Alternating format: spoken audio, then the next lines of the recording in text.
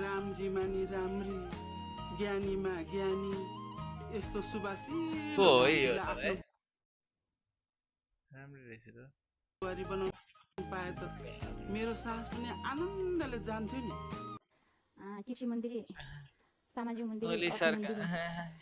तीन मन्दिरको यहाँ अगाडि उभिएछ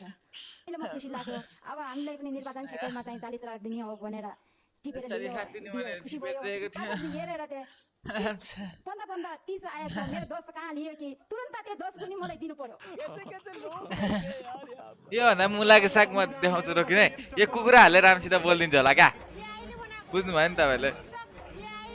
कुखुराले बुझाइ बुझ्छ बरु पूर्व प्रधानमन्त्री पूर्व गृहमन्त्री रमेश लेखकलाई गिरफ्तार गरिएको छ उहाँहरू कहीँ भाग्ने उहाँहरूले आफ्नो नष्ट गर्ने प्रमाण नष्ट गर्ने त्यो कुनै आधार छैन उहाँहरू सत्तामा हुनुहुन्न त्यसकारण उहाँहरूलाई गिरफ्तार गरिनुको जरुरत छैन उहाँहरूलाई तुरुन्त रिहाई गरेर